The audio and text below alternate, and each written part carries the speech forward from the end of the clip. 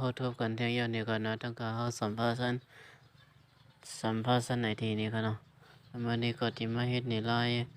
เฮ็ดข่าวทางเฟซบุ๊กนี่กันเนาะที่2ใน20นี่กันเนาะอันนี้มาได้ส่งกันเนาะเขาก็ในแอปพิเศษครับเขาก็ตั้งค่าไซน์ก็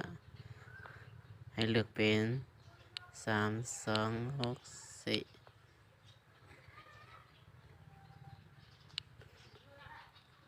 3264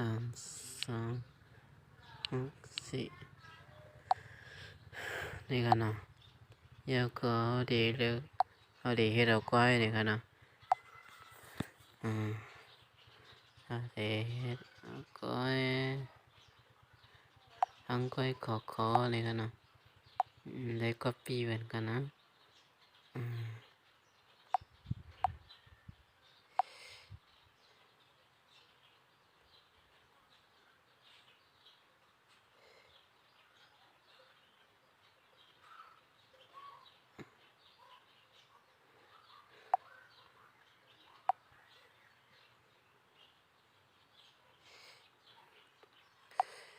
สีเขียว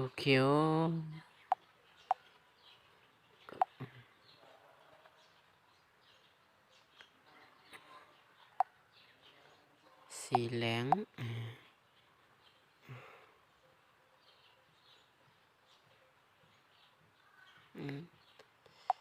แล้วก็เข้ามาให้มันเป็นอันเดียว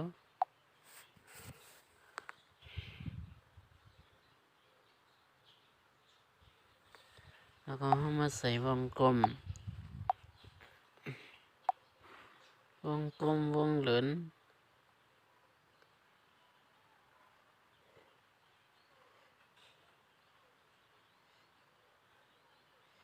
โอเค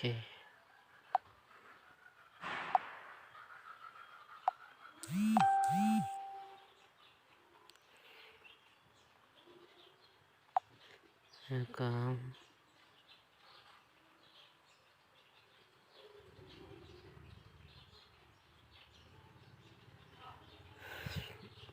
เข้ามาเตรียมติ๊กใส่ค่ะเนาะ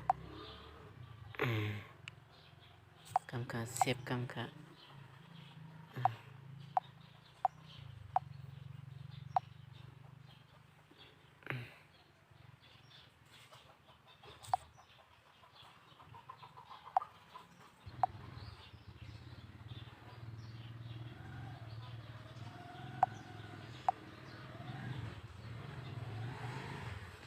ส่ง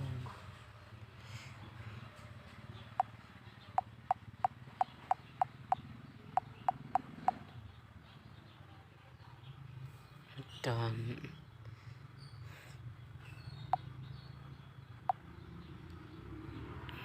เที่ยง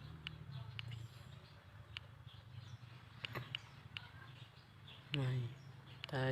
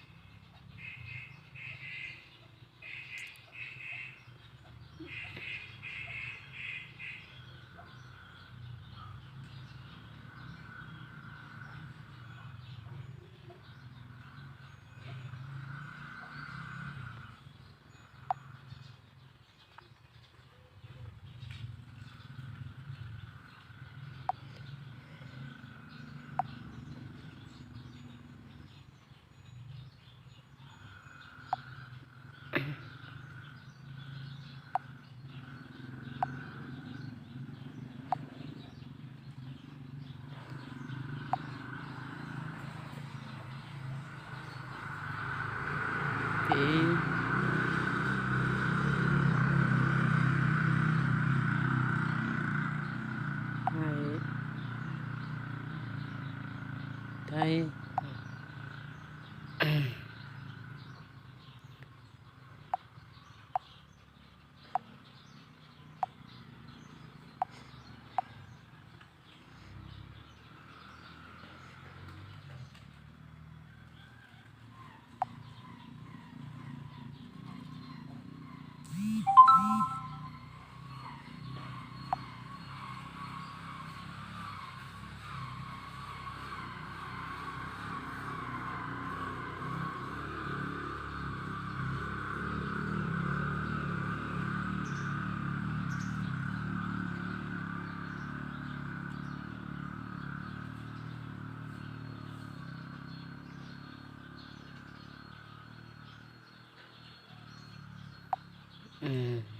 อันนี้กันเนาะ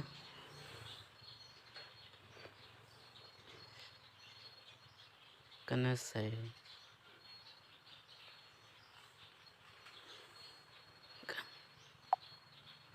เอาเลยยา2 อันนี้เปลี่ยนอันเดียวกันเนาะ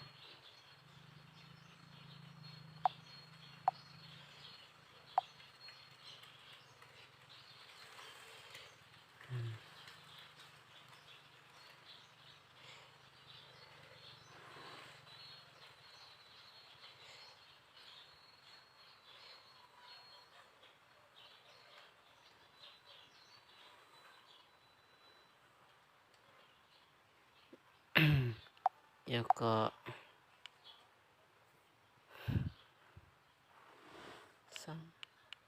15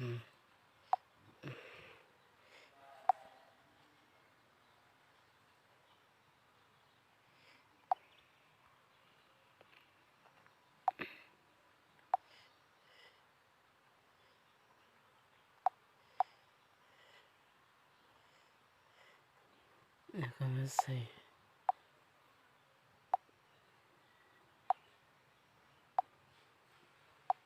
ฟอนต์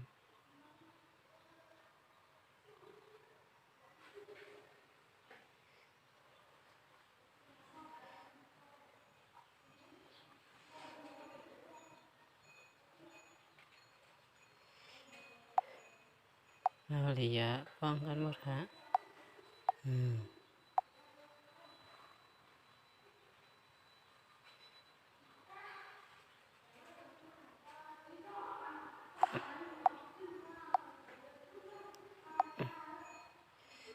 แล้วก็อันนี้ก็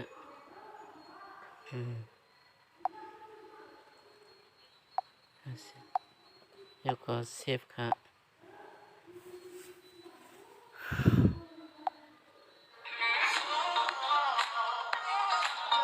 คมค่ะ Google Chrome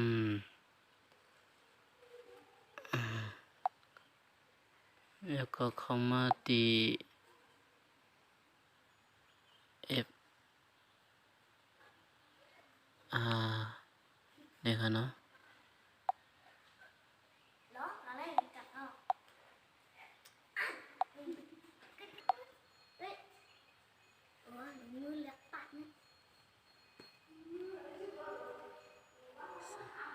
เข้ามาที่นี่ค่ะเนาะสร้างกรอบนี่ค่ะก็เข้ามานะในเขาเดี๋ยวเลยมากล้องเดี๋ยวเลยมากล้องเพชรปุ๊กก่อนค่ะเนาะเพราะว่าเขากล้องไว้เพชรปุ๊กเนี่ยก็พอยำเฮ็ดเนี่ยก็เดี๋ยวเข้ามานั้นเลยค่ะเนาะแล้วก็เปิดแล้วก็ให้นิกบันทีเปิดนี่ค่ะเนาะแล้วก็นิกบันทีนี่ค่ะเนาะแล้วก็เปิดตู้นี่ค่ะเนาะค่ะเนาะอันห้อยไว้นี่ค่ะเนาะอย่าลืมกดไลค์นี่ค่ะนะกดแชร์นี่ค่ะนะกด ผมส้มดีไม่ใจ Subscribe นี่ค่ะนะกดกระดิ่งด้วยนะครับแล้วก็ถัดไปค่ะแล้วก็ตีไรใส่จีค่ะเนาะสัมภาษณ์นี่ค่ะเนาะ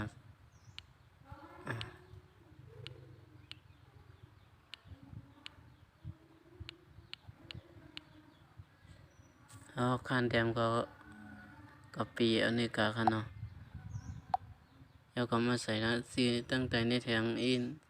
แถงปองค่ะเนาะแล้วก็ถัดไปค่ะไปเหมือนกันเลยค่ะเนาะ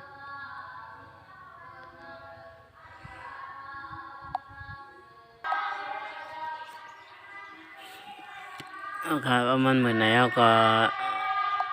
ให้เรียกเหมือนกันในกันนะตัวสอบนี่กันเนาะแล้วก็เผยแผ่นี่ค่ะเนาะแล้วก็ตกลงค่ะไปกรรมกันเนาะ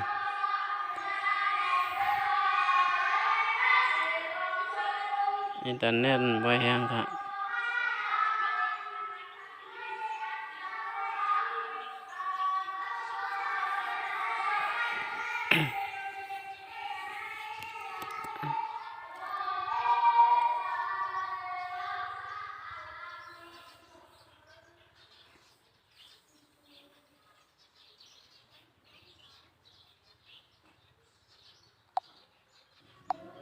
ก็เหมือนในก็เปลี่ยนอันแคมแล้วนี่กันเนาะ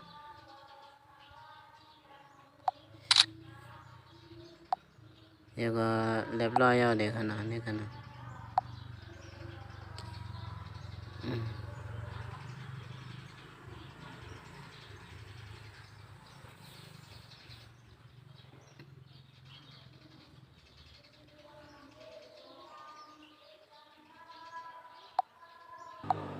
เพราะว่าเหมือนใน